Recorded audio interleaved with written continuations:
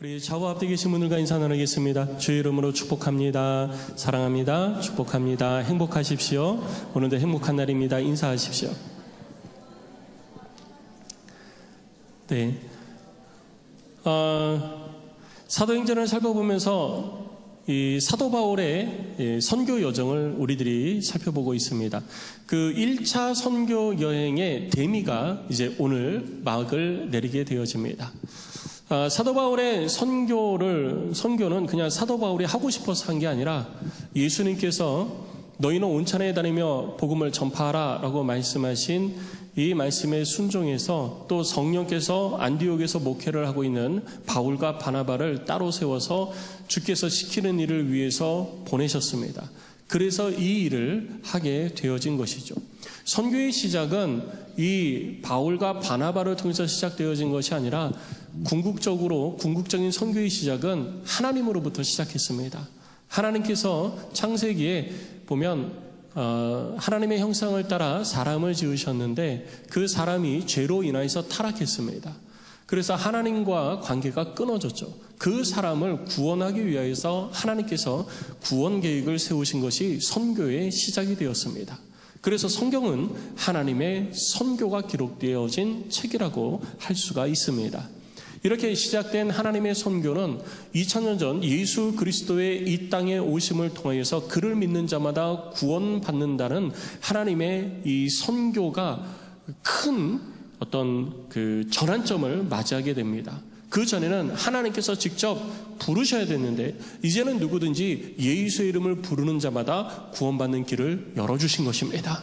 그리고 우리 예수 그리스도를 통해서 선교의 큰 획을 그어주신 하나님께서 다시 예수 그리스도의 입술을 통하여서 우리들 가운데 대지상 명령을 해주신 것이죠. 너희는 온 천하에 다니며 만민에게 복음을 전파하라.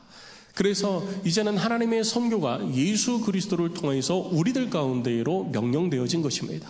그래서 하나님의 선교를 이제는 우리가 이루어가야 되는 것이고 또 우리가 이 일을 이루어갈 때에 구체적으로 하나님께서는 우리 안디옥 교회를 불러 세우셔서 26차까지 AWMJ 사역을 이루어 오게 하신 것입니다. 2023년 12월에 시작되어진 AWMJ 사역이 올해로 22년 그리고 이제 26차 사역을 맞이하게 되어졌습니다. 이 모든 것이 하나님의 은혜인 줄로 믿습니다. 우리의 걸음을 인도하여 주시고 하나님의 일들을 이루어갈 수 있도록 우리에게 힘 주시고 능력 주시고 은혜와 복을 더하여 주신 하나님께 우리 박수로 영광을 올려드리십시다. 할렐루야. 이 예수 그리스도의 명령 그리고 성령의 감동을 따라 파송을 받아서 선교 사역을 이룬 이 바울과 바나바의 1차 선교 사역, 그때는 지금이 1차입니다 하고서 시작한 건 아니에요. 나중에 성경을 보니까 바울이 1차, 2차, 3차 사역을 한 것뿐입니다. 그런데 어쨌든 오늘 처음 이제 한 바퀴를 돌고 다시 수리아 안디옥으로 돌아오는 바울의 여정을 함께 살펴보면서 하나님께서는 우리들에게 무슨 말씀을 하고 계시고 오늘 성경을 읽는 이 시대 저와 여러분들에게 무엇을 깨닫게 하시고자 하시는지 우리 말씀을 통해서 다시 한번 살펴보도록 하겠습니다. 오늘 본문의 말씀은 지난주에서 이어집니다. 지난주에 우리가 살펴본 것처럼 루스드라에서 복음을 전하던 바울과 바나바, 그 루스드라에서 열심히 복음을 전하고 많은 이들이 주께로 돌아오고 있었는데 비시디아 안디옥과 이고니온에서부터 쫓아온 유대인들이 있었어요. 그 유대인들이 바울과 바나바의 복음 전함을 가로막고 시작하고 루스드라에 있던 사람들을 충동질을 합니다. 이거 거짓된 것이다. 저들이 너희를 속이는 것이다. 막 충동질을 해요. 그래서 복음을 전하는 바울을 향하여서 돌을 던져서 돌팔매질을 가하게 됩니다. 그래서 바울이 돌팔매질을 당해서 거의 죽은 사람처럼 돼버리는 거예요. 혹시 죽을 수 있지 않을까? 이게 아니라 사람들은 다 이제 됐어. 이제 죽어. 그냥 놔둬도 죽어. 이 정도까지 된 거예요. 그러니까 정신이 없었던 거겠죠. 그렇게 거의 죽게 되어진 바울을 들어서 루스드라 성 밖에 내던져버립니다. 지난주에 말씀을 드린 것처럼 고이 바울의 시신을 들어서 루스드라 성 밖에 놓은 것이 아니라 이제 이 더러운 사람의 시신을 여기다 둘 필요 없어. 성 밖에 던져버려. 이래버린 거예요. 그래서 성 밖에 버려졌습니다. 사람들이 침을 뱉고 욕을 하고 모욕을 하고 발로 차는 그런 일들을 아마 당했을 것이라고 저는 생각이 되어집니다. 그렇게 버려진 짐승의 시체 버리듯이 그렇게 바울의 몸이 던져져 버린 거예요. 그 바울 주위로 어찌할 바 모르는 제자들이 둘러서기 시작을 했습니다. 그들의 마음 가운데에는 절망이 있었고 낭망이 있었고 어찌해야 될 줄을 몰랐을 거예요. 그런데 그때 놀라운 일이 발생합니다. 바울이 일어나 버린 거예요. 할렐루야. 그럼 바울이 어떻게 일어났나? 바울이 돌에 맞아가지고 피 흘리고 이런 것들이 전부 다 가짜였나? 저는 그렇게 생각 안 하고요. 그러면은 바울이 돌에 맞아서 거의 죽은 것처럼 되어졌다가 살아났으면 하나님께서 살리셨다 이러면서 성경에서 막 기록해야 되잖아요. 그런데 그런 기록도 없어요. 왜 그럴까요? 이게 당연하기 때문에 기록이 없는 거예요. 당연한 거는 기록을 안 합니다. 당연한 거는 기록을 잘 안 해요. 여러분, 집에서 한 입을 덮고 같이 사시는 여러분들의 이 남편과 아내 사랑하시죠? 저 이럴 때마다 굉장히 당황스러워요. 대답이 안 나오시네. 사랑하시죠? 그래서 사랑한다는 말 많이 하시나요? 왜 나 사랑한다고 얘기 안 해? 그러면 뭐라고 그래요? 당연한데 그걸 뭘 얘기해? 이렇게 얘기하죠. 당연한 거는 얘기 잘 안 해요. 성경도 너무나도 당연한 거니까 굳이 기록할 이유가 없는 거예요. 제자들이 둘러서서 뭐 했겠어요? 하나님, 이 우리 바울 선생이 살려주셔야 됩니다. 뭐 이렇게 기도라도 하지 않았겠어요? 하나님이 그냥 일으켜 주신 거예요. 너무 당연한 거예요. 그래서 뭐 하나님께서 일으켜 주셨다, 살려주셨다 이런 얘기 할 필요가 없는 거예요. 하나님이 다른 이방인도 아니고 하나님을 믿지 않는 사람도 아니고 하나님의 손에 붙들린 사람이니까 하나님께서 지켜주시고 하나님께서 보호해 주시는 것입니다. 그래서 하나님이 살려주신 거예요. 그런데 놀라운 거는요, 또 있어요. 바울이 일어나서 어디로 가냐면 루스드라로 다시 들어갑니다. 저 같으면요, 절대 안 들어갑니다. 조금 전에 내가 그 사람들한테 돌에 맞았잖아요. 그냥 멀리서 야, 가! 이러면서 던진 게 아니고 둘러서서 돌팔매질을 한 거예요. 그런데 그 사람들이 있는 곳에 또 들어가요. 들어갔다가 마주치면 어떻게 해요? 마주치면 또 죽는 거예요. 들어가기 싫은 거예요. 근데 바울은 들어가요. 자기 제자들과 믿음의 식구들과 함께 그 루스드라 성으로 다시 들어갑니다. 정말 대단한 것 같아요. 루스드라 성으로 다시 들어갔다가 이튿날 바나바와 함께 더베로 갑니다. 더베 그러면 루가오니아 지역에 같이 있는 성이고, 그리고 우리들이 지난주에 살펴본 것처럼 바울이 이고니온에서 나와서 루스드라와 더베에서 더베 지역으로 복음을 전했다 그러니까 거기서 거기인 것 같죠. 근데 지도를 보시면요, 루스드라에서 더베까지 약 100km가 넘는 거리예요. 그러니까 서울에서 수원까지 가는 것보다 더 멉니다. 그런 거리에 있는 위치에 있는 도시예요. 거기를 또 가는 거예요. 어저께 돌에 맞아가지고 거의 죽다시피 한 사람이 하나님께서 일으켜 주셨다고 일어나가지고 그 다음날 더베로 또 가는 거예요. 왜 갔을까요? 복음 전하러 간 겁니다. 그곳에 가서 또 복음을 전해요. 더베에 대해서 구체적으로 어떤 도시인지 성경에 기록은 안 되어 있지만 바울은 가는 곳마다 유대인 회당에서 주로 복음을 전했습니다. 그런데 더베에는 유대인 회당이 없었어요. 그래서 가서 복음을 전하고 많은 사람들을 주께로 인도하고 제자로 세웁니다. 그것으로 봐서 더베는 이고니온보다 루스드라보다 훨씬 더 작은 소도시로 우리가 생각할 수가 있는 거예요.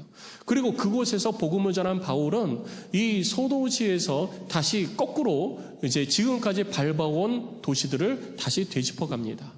여기서 우리가 한 가지 의문이 생기죠. 더베까지 내려왔으면 다시 되돌아가면 일단 어디로 돌아가는 거예요? 루스드라로 돌아가는 거잖아요.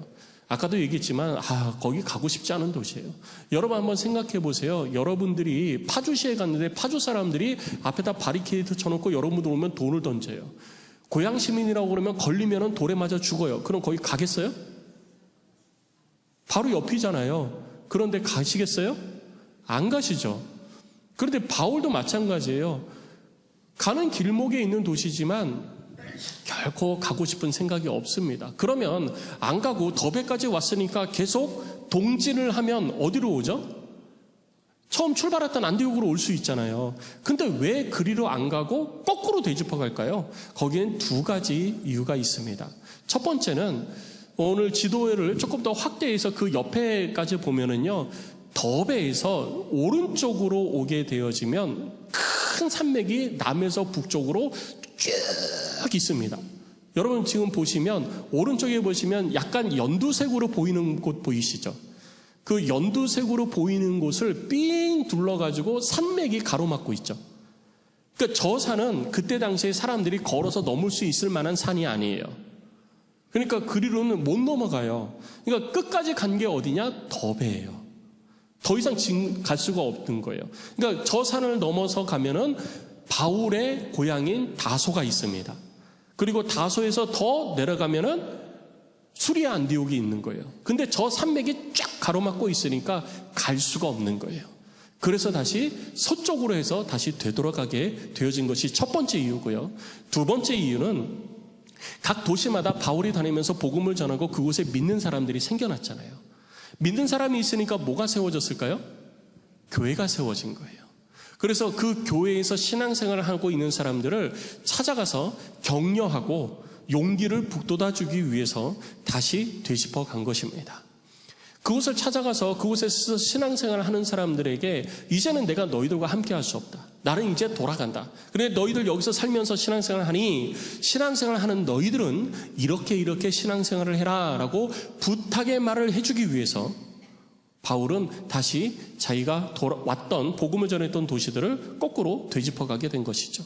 그래서 더베에서 시작해서 다시 어디로 올라가죠? 루스드라로 올라가고 루스드라에서 다시 이고니온에서 비시디아 안디옥으로, 그리고 비시디아 안디옥으로 올라갔으니까 이제는 남쪽으로 쭉 그대로 내려와가지고 버가에 이르게 되죠. 그리고 버가에서 어디로 가느냐? 이제 처음에 출발할 때는 그 버가 밑에 있는 섬 구브로를 거쳐서 올라갔는데 구브로로 가지 않고 바로 아탈리아를 거쳐가지고 넘어갑니다. 그래서 어디로 가느냐? 수리아 안디옥으로 들어가게 되는 것이죠. 그래서 여러분 지도에서 보듯이 갈 때는 구브로를 거치지 않고 쭉 넘어가서 아탈리아에서 배를 타고 실루기아를 거쳐서 파송되었던 수리아 안디옥으로 들어가게 되었습니다.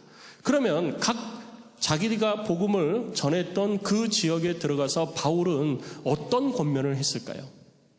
바울이 권면한 내용은 두 가지였습니다. 첫 번째는 여러분들의 믿음을 굳게 하십시오. 여러분들의 믿음을 굳게 하셔야 됩니다 라고 이야기를 한 것이죠. 그리고 두 번째 바울이 전한 것은 여러분들의 믿음을 굳게 할 뿐만 아니라 하나님의 나라에 들어가기 위해서는 우리들이 많은 환난을 겪어야 됩니다. 그 환난을 겪을 때 우리들이 그 환난에서 이길 수 있는 것은 우리들의 믿음입니다. 그러니까 마음을 굳게 하십시오. 이 말을 전하기 위해서 바울이 다시 돌아갔던 거예요. 그리고 그냥 말만 전한 것이 아니라 바울이 없으니까 누가 교회를 이끌어 가야 되잖아요. 그래서 교회를 이끌어갈 제자들 가운데에 훈련된 지도자를 세우는 일을 하게 됩니다. 그래서 바울이 없어도 훈련된 지도자들이 교회를 이끌어갈 수 있는 이 조직을 쫙 갖춰놓고 바울이 안디옥으로 돌아가게 되는 것이죠. 그리고 그렇게 하고 안디옥으로 돌아간 바울은 안디옥에서 많은 주의 제자들을 불러서 하나님께서 자기와 바나바를 통해서 어떤 일을 이루셨는지 쭉 선교 보고를 하는 거예요. 저희도 AWMG 사역을 다니면 항상 선교 보고를 하잖아요. 그와 같이 선교 보고를 쫙 하고 하나님께서 유대인들뿐만 아니라 이방인들에게도 이렇게 구원의 역사를 일으키고 계십니다. 그러니까 우리도 더 열심히 선교합시다. 복음을 전합시다. 이 이야기를 이 수리아 안디옥에서 보고를 하게 되어집니다. 그리고 안디옥의 본교회잖아요. 안디옥의 본교회니까 본교회에서 성경을 가르치고 또 목회를 하면서 많은 제자를 양성했다라고 성경은 기록하고 있는 것입니다. 이것이 오늘 본문의 내용이고 바울의 1차 선교 여행의 이 대미의 전체적인 틀입니다. 그럼 이 본문을 통해서 하나님께서 오늘 우리에게 주시는, 우리가 깨닫게 하기를 원하시는 것은 도대체 무엇일까요? 첫 번째는 하나님께서는 우리가 하나님을 믿는 믿음을 굳게 하기를 원하시는 거예요. 바울이 그랬잖아요. 너희의 믿음을 굳게 하라. 하나님의 나라에 갈 때까지는 우리에게 환난이 있을 것이다. 그러니까 환난이 있고 환난을 겪어야 되니까 이 환난을 겪는 그 엄청난 환난 속에서 우리들이 이겨낼 수 있는 것은 뭐냐? 하나님을 향한 믿음을 굳게 하는 것이다. 그럼 하나님이 우리에게 믿음 주시면 되잖아요. 예, 맞습니다. 하나님께서 우리에게 믿음을 주십니다. 근데 무슨 믿음을 주시냐면요, 예수를 주로 믿을 수 있는 믿음도 주시는 거예요. 그래서 누구든지 하나님의 영으로 말미암지 않고는 예수를 주시라 할 수 없다라고 얘기합니다. 내가 예수 그리스도에 대해서 들을 때 하나님께서 내 마음에 주의 성령을 통해서 주를 믿고 믿을 수 있는 은혜를 주시는 거예요. 그것이 믿음입니다. 주의 성령을 통해서 우리 가운데 예수에 대해서 들을 때 우리 마음에 주의 성령의 감동을 일으키시는 것이죠. 그래서 예수를 나의 구주로 고백하게 하시는 거예요. 그러면 그렇게 고백만 하면 되는 거 아닌가? 그러면 천국 갈 수 있는 거 아닌가? 네, 맞습니다. 그럼 천국 갑니다. 예수를 주로 고백하면 그냥 천국 가는 거예요. 하나님이 구약에서는 하나님이 부르셨어야 돼요. 그런데 신약에서는 누구든지 예수를 믿으면 구원받는 길을 우리 주님께서 열어주신 것입니다. 그러니까 예수를 주로 고백만 하면 되는 거예요. 그래서 우리는 예수를 주로 고백해서 구원받은 줄로 믿습니다. 구원받은 우리에게 주님이 말씀하시는 건 뭐냐면요, 이제는 너희들 스스로 이 믿음을 더 다지라는 거예요. 더 굳게 하라는 거죠. 우리가 흙을 항아리에 담고 가득 담아라 그러면 가득 담죠. 단단하게 하라 그러면 어떻게 하죠? 발로 밟습니다. 발로 밟아서 이걸 단단하게 하고 굳게 해야지 돼요. 그래야 흔들림이 없는 거예요. 이와 마찬가지로 믿음도 우리 가운데 이런 작업이 필요한 것입니다. 바울의 사역을 볼까요? 여러분 1차 바울의 선교 사역을 한번 보세요. 하나님께서 바울과 바나바를 부르셨습니다. 그리고 성령의 말씀하심에 따라 그들을 파송하죠. 바울이 파송해서 어디로 가느냐? 이 구브로로 들어갔잖아요. 구브로로 들어갔는데 구브로로 들어가서 바보에 이르러가지고 복음을 전하는데 마술사 바예수라는 사람이 나타나서 바울의 앞길을 가로막습니다. 하나님께서 보내셔서 가는데 앞길 막는 사람이 있으면 돼요, 안 돼요? 안 되죠. 근데 나타난 거예요.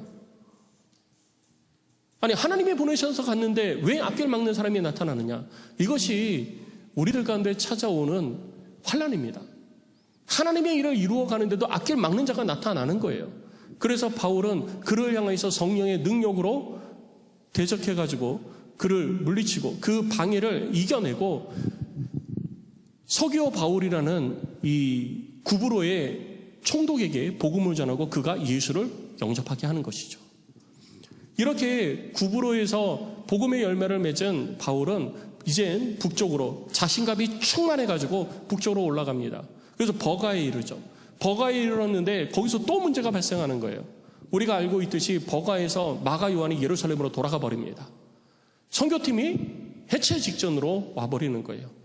좋은 일로 갔든 나쁜 일로 갔든 어쨌든 같이 함께 사역하던 사람이 떠나가 버린 거예요. 어떡하지? 왜 가지?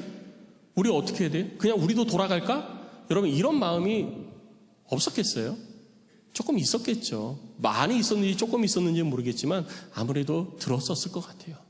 그런데 그것을 이겨내고 또 전진합니다. 전진해서 위쪽으로 올라가서 비시디의 안디옥에 이르죠. 비시디의 안디옥에 이르러서 복음을 막 전하니까 비시디의 안디옥에서 복음을 받은 사람들이 즐겁게 또 바울을 통해서 예수를 영접하게 됩니다. 그래서 바울과 바나바도 막 신나서 복음을 전했겠죠. 그런데 그 중에 그것을 시기하는 사람들이 나타났어요. 유대인들이 나타나서 바울과 바나바를 방해합니다. 근데 자기들의 힘만 가지고 안 되니까 이 비시디의 안디옥에 있는 고위 관료들의 부인들이 회당에 있는 출석해가지고 회당에서 하나님에 대해서 공부하는 사람들이 있었어요. 하나님을 예배하고 하는 사람들이 있었어요. 그 사람들을 충동질해가지고 고위 관료들의 손을 움직여서 바울과 바나바를 비시디의 안디옥에서 쫓아냅니다. 쫓겨난 거예요. 하나님의 명령을 따라 성령의 인도하심을 따라 복음을 전하는데 여전히 핍박이 있고요. 방해가 있고요.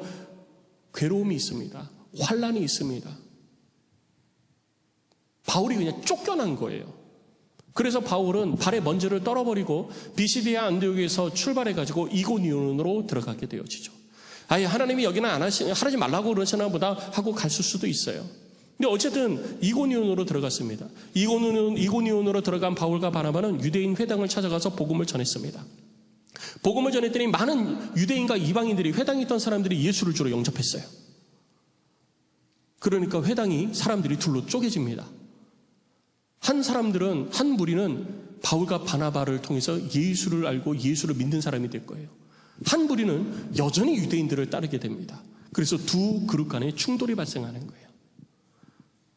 아마 여기에도 비시디아 안디옥에서부터 바울과 바나바를 쫓아온 사람들이 있었을 것 같아요.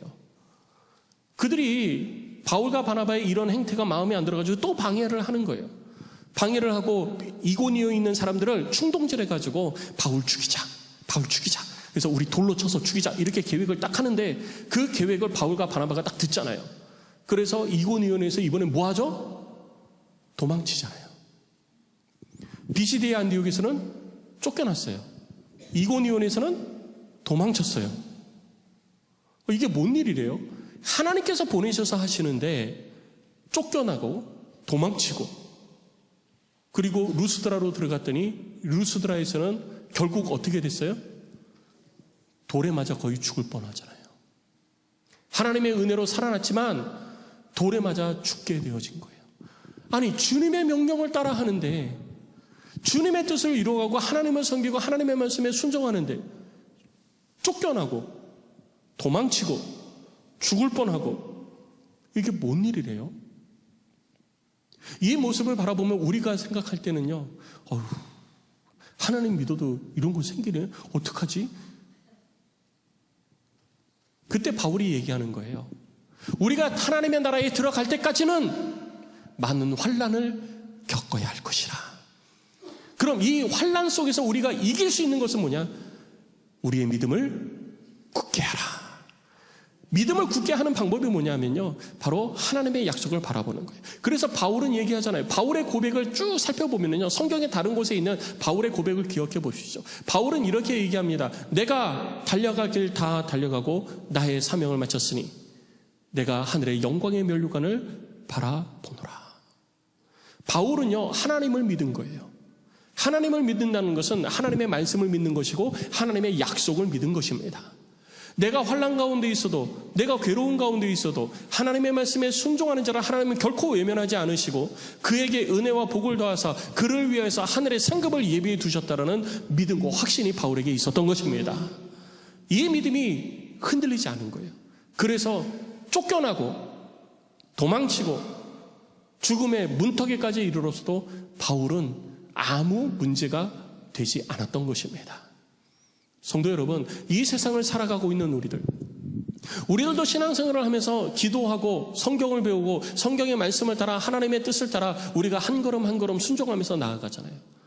우리의 순종의 걸음에 여러분 늘 언제나 행복과 기쁨과 만족만 있는 것은 아닙니다. 하나님의 나라에 들어갈 때까지는, 하나님의 나라에 들어가고자 하는 사람은 이 땅에서 무엇을 겪는다고요?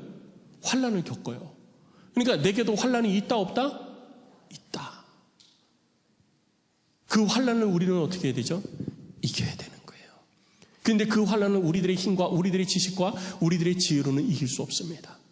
이 환난을 이기는 방법은 주를 향한 믿음을 굳게 할 때 이 환난에서 우리는 승리할 줄로 믿습니다. 주를 향한 믿음을 굳게 하는 것은 하나님의 약속을 믿는 것입니다. 성경을 통해서 우리에게 주신 하나님의 약속, 이 땅에서 행한 대로 갚아주리라. 하나님께서 우리가 이 땅에서 하나님의 말씀에 순종하고 하나님의 뜻을 이루어가는 대로 하나님께서는 영원한 나라에서 큰 상급으로 반드시 갚아주시는 것입니다. 이것을 믿는 믿음이 결코 흔들려서는 안 된다는 것이죠. 그래서 신앙생활할 때 우리가 하나님의 약속을 바라보는 것은 너무나도 중요한 것입니다. 하나님의 약속은 어디에 기록되어 있습니까? 성경에 기록되어 있는 거예요. 그래서 우리가 성경을 읽고 성경을 통해서 하나님께서 우리에게 주시는 말씀 앞에 우리들이 아멘, 아멘, 아멘 하면서 그 약속을 마음에 새기고 우리들이 겪는 그 모든 환난을 통과해서 가로질러 앞으로 나아갈 때 하나님의 돌보심의 은혜와 하나님의 역사가 그 가운데 임하게 되는 것입니다. 성도 여러분, 믿음을 굳게 하시기 바랍니다. 하나님의 말씀에 여러분들의 두 발을 굳게 딛고 서서 여러분들의 주를 향한 믿음을 굳게 하셔서 이 땅에서 우리가 겪어야 될 환난에서 늘 승리하는 우리 안동의 모든 성도들이 되시기를 주의 이름으로 축원합니다. 그리고 두 번째, 우리들 가운데 주님께서 말씀하시는 것은 바울을 통해서 되어진 것을 보는데 좋은 제자가 교회를 세워가는 것입니다. 좋은 목사가 교회를 세워가는 게 아니고요. 좋은 사도가 교회를 세우는 게 아니에요. 좋은 제자가, 훈련된 제자가 교회를 세워가는 것입니다. 바울은 더베까지 갔다가 되돌아오잖아요. 쭉 되돌아올 때 루스드라, 이고니온, 그리고 비시디아 안디옥 가는 곳마다 무엇을 하죠? 제자를 세웁니다. 갈 때는 복음을 전하면서 갔어요. 근데 돌아오면서는 머물러서 제자를 세웁니다. 그리고 그 제자를 세우고 그 제자들 중에 장로를 세우죠. 아니, 왜 장로를 세웁니까? 목사님, 사도행전 6장에 보면 집사들을 세웠잖아요. 집사를 세워야지 왜 장로를 세우나요? 네, 그렇습니다. 집사를 세울 수 있죠. 그런데 교회를 치리하고 사도가 없기 때문에 교회를 다스리고 교회를 세워가는 일은 집사들만 가지고 안 되는 거예요. 그래서 훈련된 장로를 통해서 교회를 든든히 하고자 했던 것이 바울의 뜻이었습니다. 하나님께서는 이렇게 바울을 통해서 각 교회에 장로를 세워가기 시작을 하신 거예요. 그런데 오늘 본문에서는 그냥 장로만 세웠다 이렇게 되어져 있지, 장로를 어떤 사람을 장로로 세웠는지, 장로의 자격은 어떻게 되는 거지, 이런 부분에 대해서는 잘 나와 있지 않아요. 그래서 바울이 쓴 다른 곳의 편지들을 보면 어떤 사람을 장로로 세웠고 어떤 사람이 교회의 지도자가 되어졌는지 잘 나타나 있는 것이죠. 그 중에 한 군데가 디모데전서 3장 2절로 7절 말씀이에요. 디모데전서 3장 2절로 7절 말씀을 보면 장로에 대해서 잘 이야기를 해주고 있습니다. 우리 디모데전서 3장 2절로 7절에 대해서 우리 다시 한번 우리 같이 읽어보겠습니다. 같이 읽습니다. 시작. 그러므로 감독은, 여러분 여기서 감독은 당시에 장로와 같은 의미로 사용되어졌어요. 우리 다시 읽을게요. 시작. 그러므로 감독은 책망할 것이 없으며 한 아내의 남편이 되며 절제하며 신중하며 단정하며 나그네를 대접하며 가르치기를 잘하며 술을 즐기지 아니하며 구타하지 아니하며 오직 관용하며 다투지 아니하며 돈을 사랑하지 아니하며 자기 집을 잘 다스려 자녀들로 모든 공손함으로 복종하게 하는 자라야 할지며 사람이 자기 집을 다스릴 줄 알지 못하면 어찌 하나님의 교회를 돌보리요.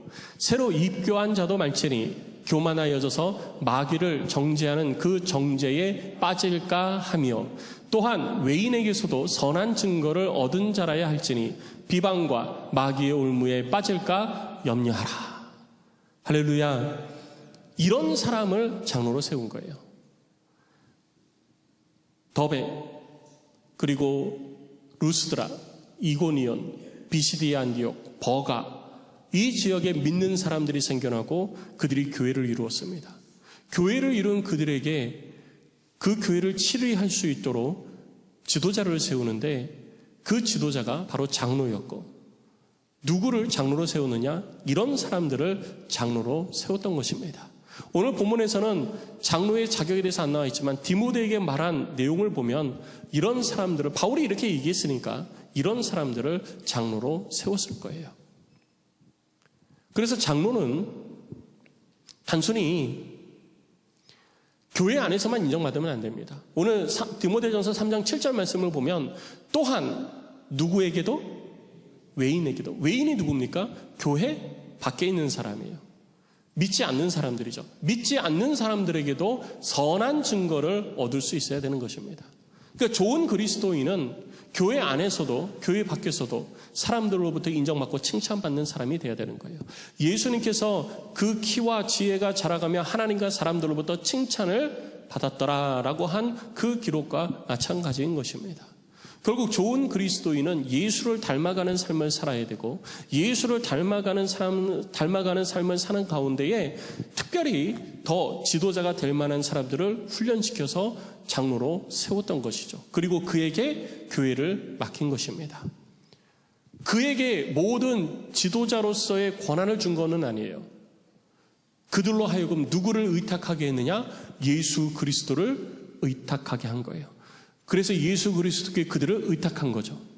그러니까 교회 지도자로 세웠다고 교회 지도자가 자기 마음대로 막 교회를 이끌어가면 될까요? 안 될까요? 안 되는 거예요. 교회 지도자들은 예수의 뜻을 따라 이 땅에서 하나님의 교회를 지도하고 이끌어가야 되는 것입니다. 그 책임이 바로 교회 지도자들에게 있는 것입니다. 장로를 각 지역의 교회 지도자로 세웠는데, 장로에 대해서 여기서만 얘기한 것이 아니고 장로의 역할과 그리고 장로가 하는 일에 대해서는 성경 여러 군데에 기록이 되어져 있습니다. 우리 교회도 여러 장로님들이 계시죠.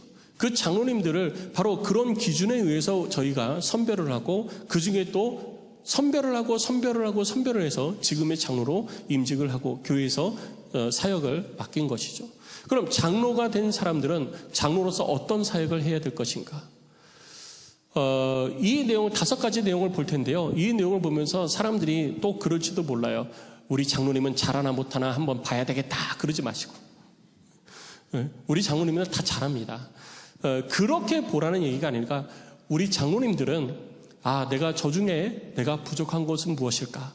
이걸 한번 살펴보시고, 우리 성도들은 나도 좋은 장로가 되기 위해서, 좋은 일꾼이 되고 좋은 제자가 되고 그 중에 장로가 되어 교회를 더 잘 섬기기 위해서는 내가 무엇을 해야 할까? 어떤 것을 준비해야 되고 어떤 것을 위해서 내가 기도해야 될까? 이거를 살펴보면서 여러분 스스로 하나님 앞에 여러분 자신을 준비시켜 가시기 바랍니다. 누가 그러더라고요. 목사님, 저는 장로하기 싫은데요. 근데 하나님의 교회를 섬기는 것은 우리에게 주신 하나님의 은혜요 복인 것입니다. 그래서 하나님의 교회를 더 잘 섬길 수 있도록 하는 것이 바로 교회의 직분을 주는 거예요.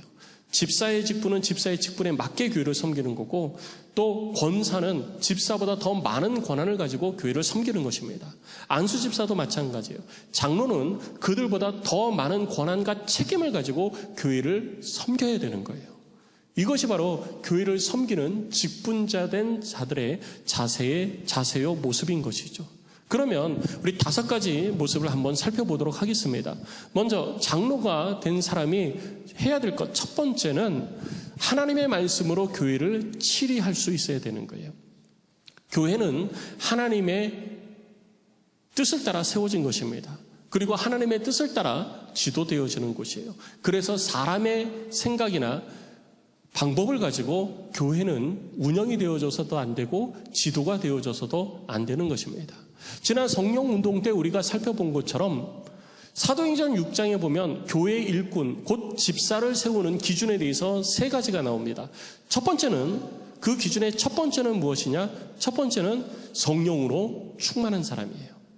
하나님의 성령으로 충만하다는 것은 하나님의 영의 인도함을 받는 것이고 하나님의 뜻에 인도함을 받는 것입니다. 내 뜻이 앞서가는 것이 아니라 하나님의 뜻이 앞서가는 거예요. 그런 사람이 교회의 지도자가 돼야 된다는 것입니다. 그래서 교회 지도자는 내 뜻대로 교회를 이끌어 가려고 하면 안 돼요. 하나님의 성령의 인도함을 따라서 해야 되는 것입니다. 두 번째 조건이 뭐냐 하면 하나님의 지혜로 충만한 사람이 지도자가 되는 거예요.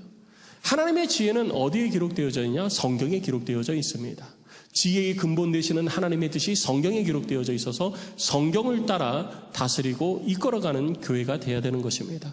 그 일을 교회의 일꾼들이 하는 거예요. 그래서 첫 번째가 성령 충만이요, 두 번째가 지혜 충만입니다. 그리고 마지막 3번째는 뭐냐면 칭찬받는 사람이었어요. 결국 인성이 좋아야 돼요. 여러분, 인성이 나쁜 사람을 칭찬할 수 있습니까? 인성 나쁜 사람 칭찬할 수 있는 사람이 있어요? 칭찬 안 하죠. 인성 나쁜 사람 칭찬 안 해요. 인성이 좋아야 칭찬하는 거예요. 그러니까 사람의 기본 됨됨이도 뭐 해야 돼요? 좋아야 되는 거예요. 선한 사람이 돼야 되는 것입니다. 이 사람이 교회의 지도자가 되는 거예요. 폭력성이 강하고 막 험한 말을 하고 막 불평불만하고 막 이런 사람은요, 절대로 교회 지도자가 돼서는 안 되는 것입니다. 칭찬받는 사람. 그리고 이 세 가지 조건을 세우는 사람들이 집사가 되는 거예요. 그리고 그 집사를 다스리는 사람이 장로가 되니 장로는 그 기준이 훨씬 더 엄격하게 적용되어지는 것입니다. 그래서 하나님의 교회를 치리할 때 장로는 하나님의 말씀으로 교회를 치리할 수 있어야 되는 것입니다. 하나님의 말씀으로 교회를 치리해야 되니 성경을 잘 알아야 될까요? 몰라도 될까요? 잘 알아야죠. 그래서 우리 교회는 적어도 30도 이상은 장로들이 성경을 읽어야 된다라고 해서 그 기준을 바탕으로 해서 장로를 선정하려고 노력을 하는 것이죠. 그리고 두 번째, 장로가 된 사람들이 갖추어야 될 두 번째는 뭐냐면 성도들을 목양해야 되는 거예요. 성도들 목양은 목사님이 하시는 거 아니에요? 네, 목회자들도 성도들을 목양합니다. 그런데 사도행전 6장을 보면 교회에 문제가 생겼을 때 사도 본연의 업무가 나옵니다. 사도가 반드시 해야 되는 것. 그것이 뭐냐면 기도하고 성경을 가르치는 일이에요. 기도와 말씀 사역이 사도의 본연의 모습인 것입니다. 그럼 목양에 대한 구체적인 일들은 누가 하느냐? 교회의 지도자들이 하는 거예요. 성도들을 돌보고 가정을 살피고 하는 것은 교회의 지도자들이 하는 것이죠. 그것이 성경에 기록되어진 장로의 역할이고 장로 직분을 가진 자로서 감당해야 될 내용인 것입니다. 그래서 교단 헌장에도 보면 집사에게는 그런 말이 없어요. 그런데 권사 붙어서는 뭐가 나오냐면 연약한 성도를 신방하고 그들의 신앙을 관리를 하고 그들의 신앙의 성숙을 위해서 기도하고 성도들의 형편을 살핀다라는 말이 권사서부터서는 권사 직분서부터는 교단 헌장에 아예 기록이 되어져 있습니다. 권사, 안수집사, 장로들에게는 그런 목양을 해야 될 책임이 있다라는 것을 교단 헌장도 못 받고 있는 거예요. 그래서 목회자에게만 목양의 권한이 있는 것이 아니라 장로에게도 목양의 권한이 있다. 그러니까 장로님들께서도 신방하고 말씀으로 권면하고 성도들의 삶을 지도하는 이 일들이 반드시 되어져야 된다는 것입니다. 그리고 세 번째 장로가 해야 될 것은 뭐냐면 성경을 가르치는 자가 되어야 되는 것입니다. 하나님의 말씀으로 충만한 자가 장로가 되잖아요. 그리고 제자로 세우는 것은 하나님의 말씀으로 세워지는 것입니다. 그래서 장로는 성경을 가르칠 수 있는 자가 장로가 돼야 되는 거예요. 그리고 네 번째는 우리들 가운데 장로에 대해서 이야기를 할 때 네 번째에 대해서 이야기하는 것은 바로 지도자에 대한 순종과 복종인 것입니다. 말씀을 인도하는 사도에게 온전한 순종과 복종을 하는 것이 장로의 역할이요 사명인 것입니다. 왜 그럴까요? 이 부분에 대해서 왜 우리가 사도에게 복종하냐? 하나님께 복종을 해야지라고 할 수 있습니다. 근데 성경에서 이야기하고 있는 하나님께서는 밑에서부터 사람을 세우지 않아요. 저 밑에 있는 사람을 불러서 위에다 세우는 것이 아니라 하나님께서 위에다가 탁 세우십니다. 아브라함을 불러서 하나님께서 민족의 지도자로 세우셨고요. 모세를 불러서 히브리 백성들의 지도자로 세우셨습니다. 그리고 여호수아를 통해서 가나안 땅에 들어가서 삶을 살아갈 때 이스라엘 민족의 지도자가 되도록 세우셨습니다. 다윗을 이스라엘의 왕으로 세우셨습니다. 각 선지자들을 하나님께서 불러서 지도자로 세우셨어요. 너 밑에서부터 차근차근 올라와라고 한 것이 아니라 하나님이 불러서 세우신 거예요. 그리고 그 사람을 돕는 자들을 하나님께서 다시 세우십니다. 그리고 그렇게 돕는 자를 세우신 다음에 그들을 돕는 자들을 또 세우세요. 그러니까 하나님의 주권은 하늘로부터 오는 거예요. 하늘로부터 와서 위에서부터 철저하게 하나님께 복종하도록 하나님께서 그렇게 틀을 만드십니다. 이게 성경적 방법이에요. 그래서 그렇게 하나님께서 하시기 때문에 하나님의 말씀을 인도하는, 하나님의 말씀으로 성도들을 인도하는 책임이 있는 사도들은 자기의 생각을 가지고 해서는 안 되는 거예요. 철저하게 하나님의 말씀에 붙들려서 하나님의 말씀에 순종하며 교회를 치리해야 되는 것이죠. 그리고 그 밑에서 그를 돕는 장로들은 사도들, 그리고 지금의 담임 목사는 담임 목회자는 철저하게 하나님의 손에 붙들려서 하나님의 뜻을 따라 교회를 이끌어간다라고 하는 것을 우리가 존중하면서 따르는 거예요. 그것이 담임 목사를 향한 믿음이 아니라 그것은 하나님을 향한 믿음인 것입니다.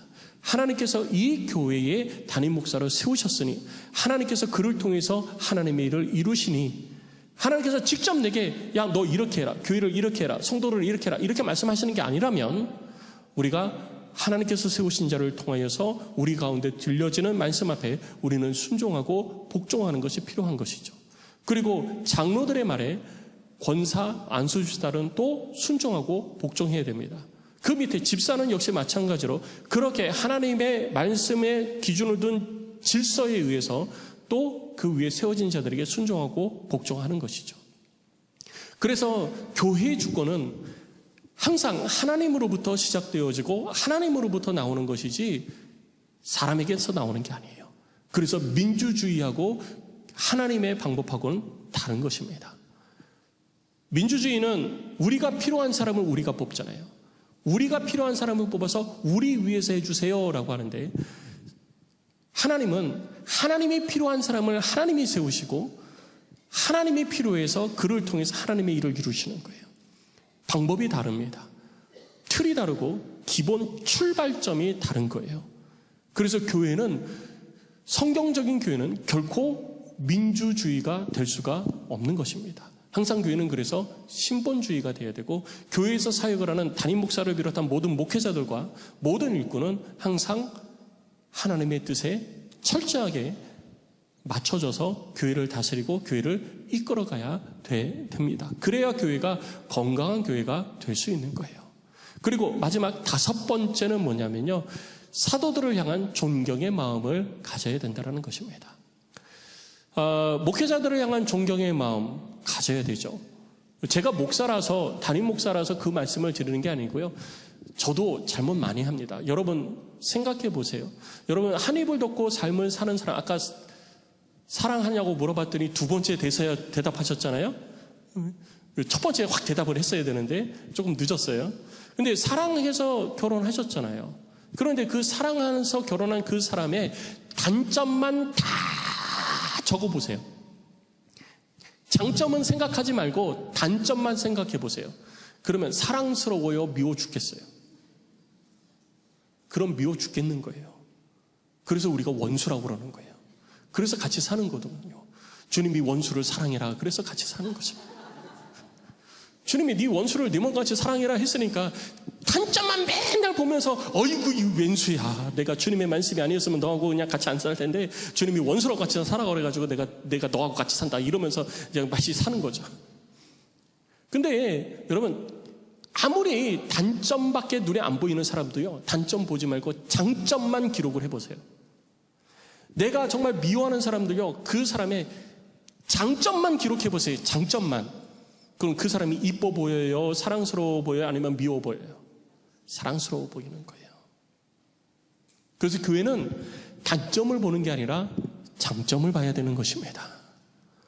특히 우리는 살면서 장점이 먼저 보이기보다는 단점이 먼저 보여요.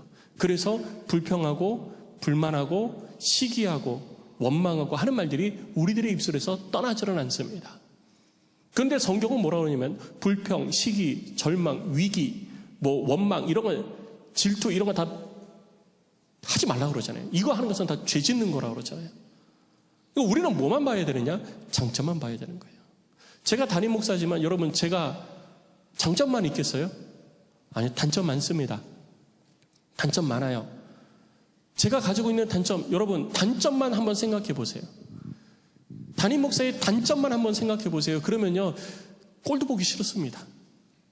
제가 꼴도 보기 싫어요. 아무리 잘생기고 아무리 멋지게 생겼어도요. 꼴 보기 싫은 거예요. 그 꼴을 누가 보고 싶어요? 단점밖에 생겼는데 목사님 맨날 저런 그러면 단점만 보이니까 꼴도 보기 싫은 거예요. 근데 장점만 봐보세요. 장점만 보면은요 그렇게 보고 싶은 거예요. 보고 싶고 또 보고 싶고 꿈에도 나왔으면 좋겠다. 그래서 꿈속에서 보시는 분들 계시잖아요. 누가 그러대요. 목사님 꿈에 나와서 가만히 쳐다보다가 잘해. 그러고 깼대요. 그래서 그게 너무 그냥 가슴에 그냥 크게 와닿아가지고 신앙생활 잘해야 되겠다 막 이랬다고 그러시고 그런 분이 계시는데, 또 어떤 분은 밤에 제가 나타나가지고 머리에 이렇게 손을 다 얹고 아무 소리도 안 하고 손을 다 얹고 가만히 있다가 그냥 방문 열고 가더래요. 그런 꿈꾸는 분들도 계시고. 그런데 장점만 생각하면요, 보고 또 보고 싶고 말을 들어도 또 듣고 싶은 거예요. 그러니까 교회에서 사역을 할 때는요, 사도들을 향한 존경, 목회자를 향한 존경, 담임 목사를 향한 존경의 마음이 있어야 되는데, 이 존경의 마음은 그냥 생기질 않습니다. 왜냐하면 눈에 자꾸 단점이 보이니까. 단점을 보지 말고 장점을 보십시오. 제게 단점이 9개고 장점이 딱 하나더라도요, 장점을 보십시오. 여러분들 주변에 목회자들, 교회의 지도자들, 장로님들 계실 때 여러분 눈에 단점들 많이 보이죠? 아유, 저분은 왜 저래? 라고 하면서 단점 보이죠? 그거 보지 마세요. 그거 단점 생각나면 그냥 빨리 잊어버리시고요, 장점만 보세요. 저분은 정말 헌신적이야. 저분은 정말 열심히 해. 저분은 정말 목사님 잘 섬겨. 저분은 정말 잘해. 저분은 정말 열정적이야. 저분은 정말 전도 잘해. 이런 장점만 보세요. 그때 우리는 그분을 향한 존경의 마음이 생기고요, 그분을 향해서 본을 받고 싶은 마음이 생기기 시작하는 거예요. 그렇게 할 때 하나님께서 이 교회를 딱 끌어올릴 때, 하나님께서 담임 목사를 통해서 이 교회를 이렇게 하고서 이렇게 하나님께서 딱 잡아 끌 때, 담임 목사, 장로, 권사, 안수집사, 집사, 성도들까지 한 번에 쭉 끌어올려져서 하나님의 일을 힘있게 감당하는 건강한 교회가 될 수 있는 것입니다. 이 일을 앞장서 이루어가는 사람이 누구냐? 장로라는 것이죠. 그래서 장로는 다시 한번 사도 바울의 이 1차 선교 여행을 통해서 세워진 이 장로의 이 무게감, 그리고 올무, 이거를 짊어지고 이 땅에서 교회를 섬기는 자가 되어야 되고, 우리 모두는 그런 장로가 되기 위한 소망을 가지고 신앙생활을 해야 되는 것입니다. 목사님, 저 장로 되고 싶지 않은데요. 아까 얘기했죠. 장로 되고 싶지 않은 게 아니라 장로가 되고 싶어 하셔야 돼요. 그래야 좋은 신앙인으로 자라갈 수 있는 것입니다. 제가 여러 번 말씀드렸죠. 제자는 태어나는 것이 아니라 만들어지는 거예요. 교회에서 하나님의 말씀을 통해서 제자는 만들어지는 것입니다. 그리고 그렇게 세워진 제자들 가운데 장로가 세워지는 것이죠. 강한 훈련이 강한 군사를 만드는 것과 마찬가지입니다. 여러분, 우리 어저께 결혼식장 다녀오면서 우리 장로님 차 타고 오면서 장로님이 군대 얘기를 막 해주시는 거예요. 여자분들은 듣기 싫어하죠. 제일 듣기 싫은 소리가 군대 얘기, 두 번째가 축구 얘기, 세 번째가 군대에서 축구한 얘기. 장로님 막 하시면서 본인 장로님 동생이 특전사에 있대요. 그러면서 특전사와 특전사 군인들과 일반 군인들의 차이점, 자기가 볼 때는 이런 차이가 있는 것 같아요, 목사님. 그래서 막 얘기하시는 거예요. 그게 뭐냐? 일반 군인들은요, 겨울에 막 훈련을 하면 추울 때 막 총 들고 막 이렇게 전진하잖아요. 막 전진할 때 앞에 물 웅덩이가 나오면 웅덩이네? 그리고 옆으로 돌아간대요.